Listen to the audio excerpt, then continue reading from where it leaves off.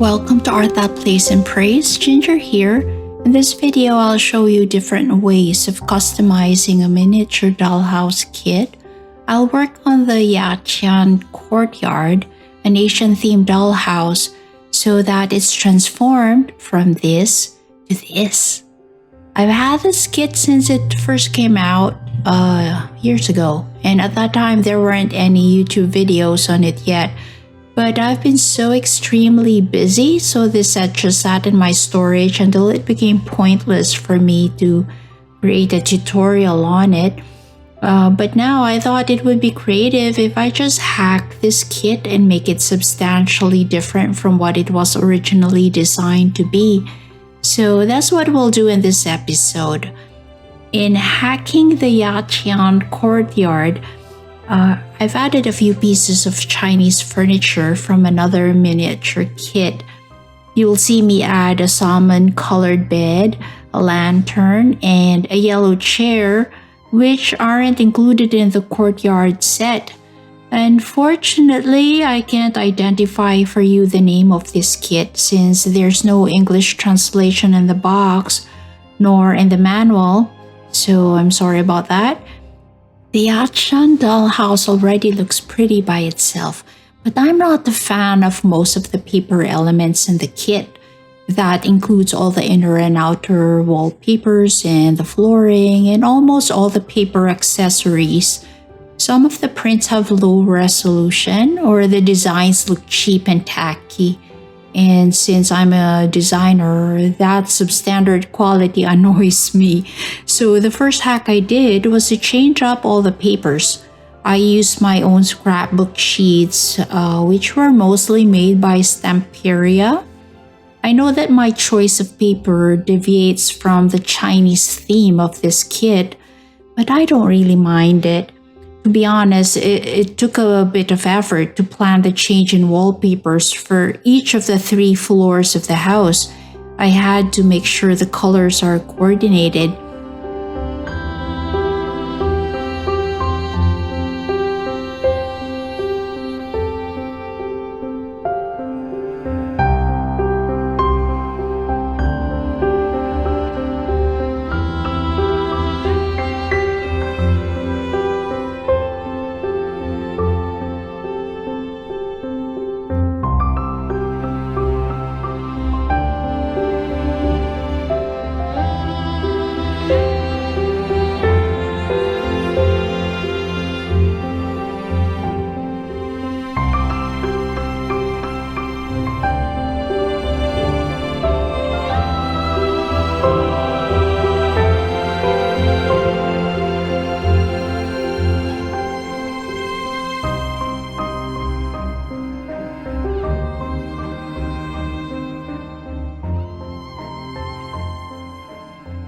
Another hack was to add glass tiles on the wall.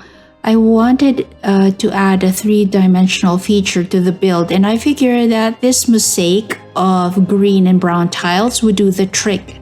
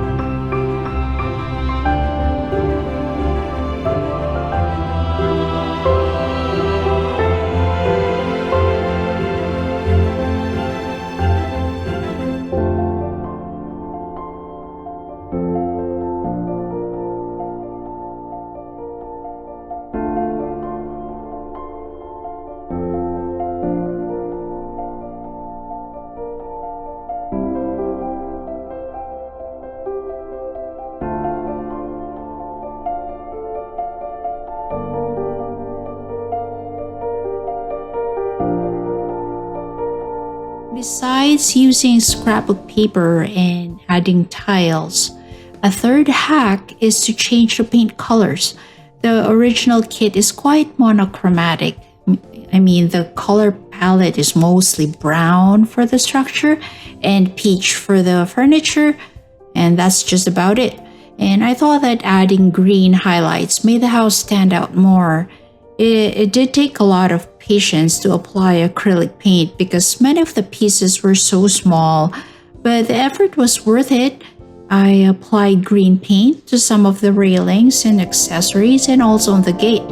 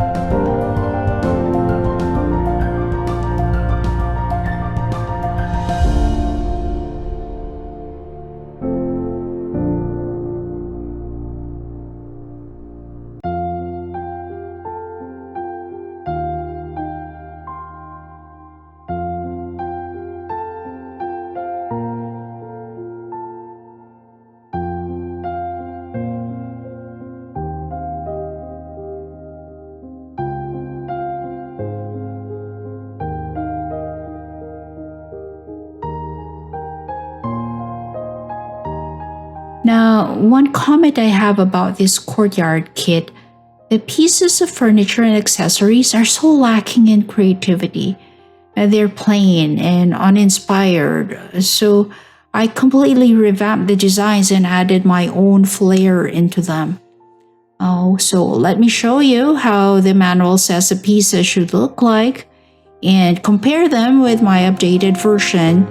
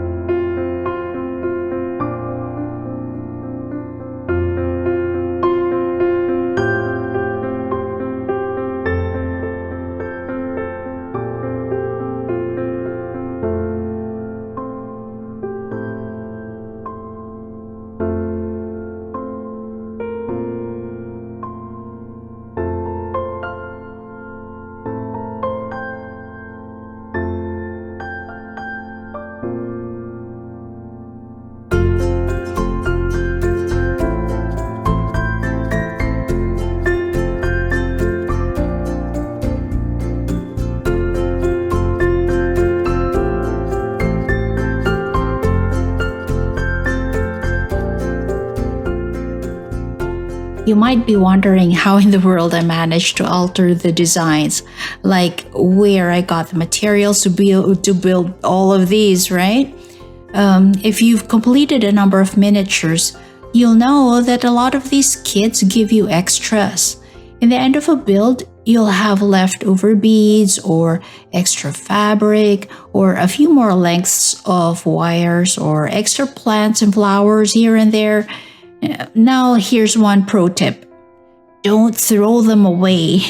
I'll keep all those pieces, gather up the beads and felts and ribbons, and use them again for the next miniature project.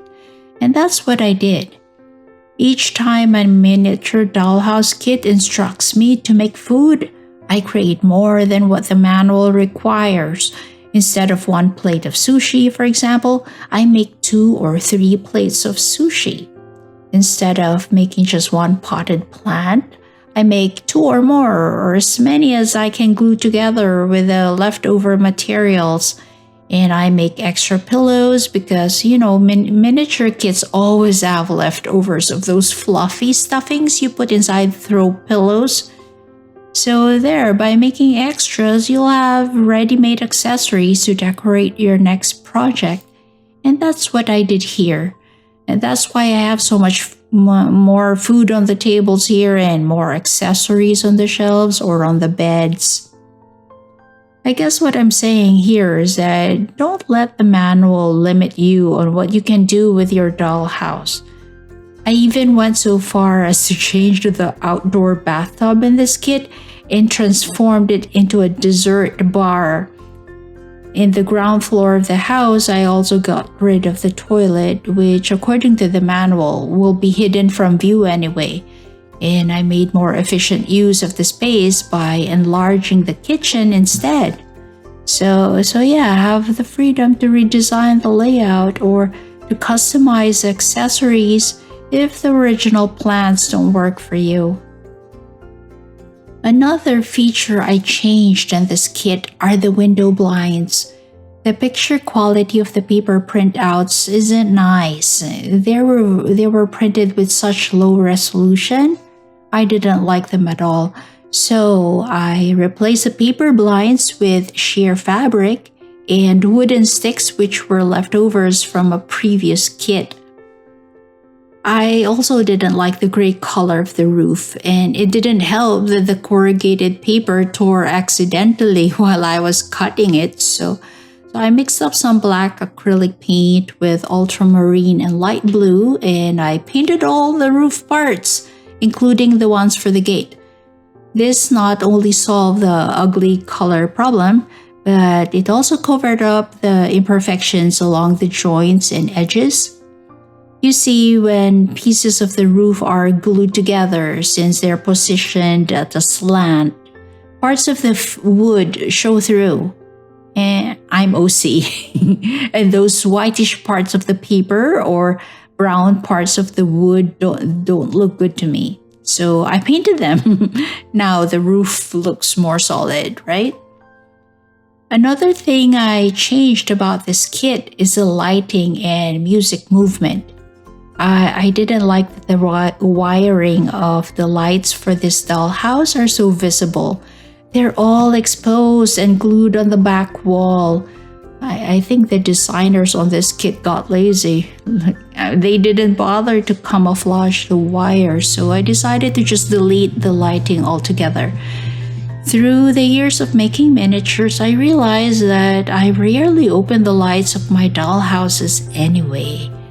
I mean, I switch them once or twice and they're only on for a short while. Then when the initial excitement has died down, I don't light them up anymore. The batteries are just sitting there and it's a complete waste. So with this Yaquan Courtyard, I'm getting rid of all of the lights and the music. Anyway, it's the same Castle in the Sky theme song and I've heard snippets of it so many times already. That said, I'm covering up all the holes in the walls with scrapbook paper, so the back of the house is just one solid brick wall. One thing funny about this dollhouse, the staircases are beautiful, though a bit tricky to put together. And yet, after you go through all the trouble of aligning and gluing the pieces together, the manual tells you to hide them. The staircases are all hidden behind walls or shelves. So what's the point of making the staircases when in the end they can't be seen? So in my next hack, I decided to get rid of all the walls or the ones that are covering the stairs so that the stairs are all visible. They're pretty, so you don't hide pretty things, right? Now, the last major hack I did was a garden. I completely overhauled the front yard and repurposed it from being a garden with a koi pond and trees and turned it into a dining buffet area. I was lucky to get a sheet of bamboo sticks, which came with a Jinhao fountain pen I bought years ago, and I used it as a flooring for my restaurant. I was just lucky it matched perfectly with the Asian vibes. Then I covered the edges of the bamboo floor with some leftover grass for a more natural and seamless look. It was actually difficult to cut the curves on the grass to match the koi pond's contours, but I just eyeballed it and somehow made it work. This new layout displays the bridge, of course, so I had to relocate the bridge to the right side. My Yaquan Courtyard still has a basic structure of the original, if you notice, but I want to show you the many ways you can play around with the set to make it your own, something that reflects your personality or something that's uniquely yours. So friends, I'll leave you to enjoy the rest of the video and hope that this will kick up your creative juices and nudge you to build your own next miniature dollhouse.